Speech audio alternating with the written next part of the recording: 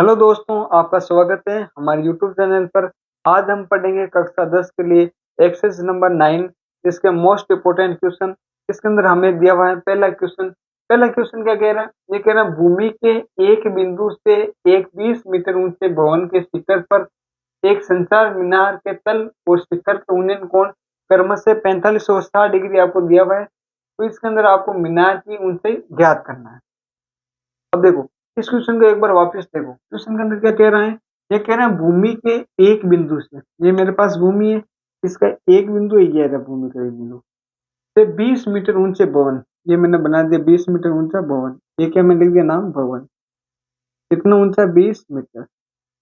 20 metre शिखर पर लगी एक संचार मीनार है, यानी इसके ऊपर भी एक क्या लगी हुई है? मीनार है। ये जैसे मैं लिख दिया नाम मीनार। मीनार लिख दिया। मीनार के तल, अब देखो मीनार का तल कौन सा होता है? नीचे वाला हिस्सा।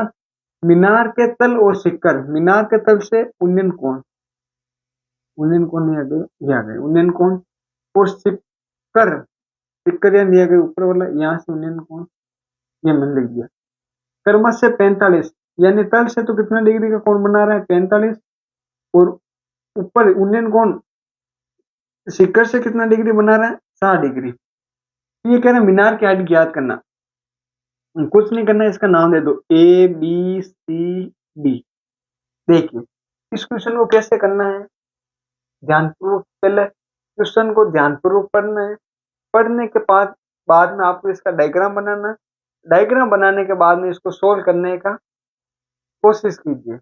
देखिए, सबसे पहले अगर आपको हमारा वीडियो अच्छा लग रहा है तो वीडियो को शेयर जरूर करें, और अगर आप हमारे चैनल पर नए जुड़े हैं तो चैनल को आप भी सब्सक्राइब भी कर लीजिए। देखिए, पहले हमने इसके अंदर क्या बना लिया? डायग्राम। डायग्राम बना लिया ना। तो देखो, मेरे पास इसके अंदर दो ट्रायंगल बन रहे हैं। कौन कौन से ट्रायंगल बन रहे हैं? ए सी डी, यानी एक तो बड़ा वाला ट्रायंगल बन रहा है ए सी डी, एक छोटे वाला ट्रायंगल बन रहा है, छोटे वाला क्या है? B C D, B C D. परंतु देखो, दोनों ट्रायंगल के अंदर एक चीज कॉमन आ रही है। क्या आ रही है? एक चीज कॉमन आ रही है। तो मेरे पास सीडी देखो, दोनों के अंदर कॉमन आ रही है। क्या आ रही है? सीडी की मान देखो, दोनों अगर सीडी का मान इसके अंदर अगर 7 मीटर आएगा तो बड़े वाले त्रिभुज में भी सीडी का मान क्या आएगा? 7 मीटर। तो देखो, सबसे पहले हम क्या करेंगे? इस सीडी का मान निकालेंगे। अब आप चाहे बड़े वाला त्रिभुज लो चाहे छोटे वाला त्रिभुज लो, अब देखो हमेशा ध्यान रखना, जो आपको थीटा दिया हुआ है उसके सामने हमेशा क्या होता है? लंब दिया करें। क्या होता है? लंब। तो नीचे वाला क्या आ जाएगा? आधार। लंब और आधार कौन से थीटा के अंदर आया करे? Tan theta. टेन थीटा की वैल्यू दिया करे लंब अपॉन आधार। तो हम पहले छोटे वाला त्रिभुज लेते हैं। तो पहले हमें जो आपको चीज दे रखी है उसके अंदर लिख लो भवन की ऊंचाई। क्या दिया हुआ आपको? भवन की ऊंचाई। यहाँ पे लिख लो ऊंचाई आपको दे रखी है कितनी मीटर? 20 मीटर। भवन की ऊंचाई हमने किसको माना था? 20 को, यानी यहाँ पे लिख सकते हो 20। भवन की ऊंचाई 20 बराबर 20 मीटर, ये दे रखा है।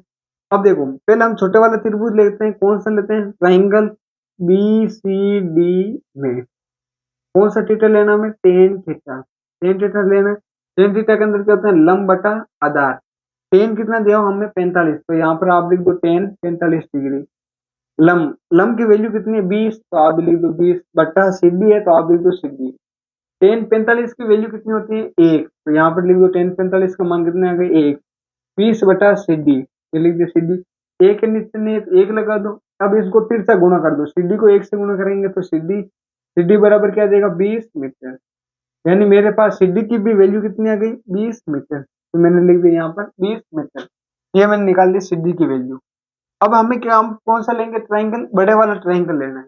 कौन सा लेना? अब हमें बड़े वाला ट्राइंगल। बड़े वाला ट्राइंगल क्या है? त्रिभुज ए सी डी में क्या लिखेंगे? Tan theta. इसी के अंदर क्या लगना? Tan theta. लंब बटा आधार। टेन कितना दिया हुआ आपको? 60 डिग्री। तो लिख देंगे टेन 60। लंब की वैल्यू, अब देखो इसके अंदर लंब क्या है मेरे पास? S C. इसके अंदर लंब क्या है मेरे पास? एस सी बटा आधार। आधार क्या है? सीडी। एक बार लिख दो सीडी। टेन 60 का वैल्यू कितना दिया गया? √3। कितना दिया गया? √3। तो बेटा अब आपको ये भी ध्यान रखना है, टेन 45 की वैल्यू, टेन 60 की वैल्यू, ये टेन 30 की वैल्यू, ये इंपोर्टेंट है। ये आपको मुंह जबानी याद होनी जरूरी है। अगर ये आपको याद रहेगी तो आप क्वेश्चन को आसानी से सोल्व कर सकते हो। जैसे आर आर टिपसनावली त्रिकोणमिति, उसके एक्सरसाइज नंबर 8.2 उसके अंदर आपको सारणी दे रखी है, उस सारणी को आराम से याद करो।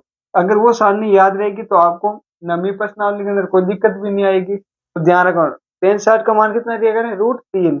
एसी एसी को मान हम क्या लिख सकते हैं, एसी की जगह हम एक बार एसी लिखते हैं, हमें नहीं दिया तो एसी की जगह एसी लिख दो। डी की वैल्यू अगर हमने निकाली तो कितना आता है, 20।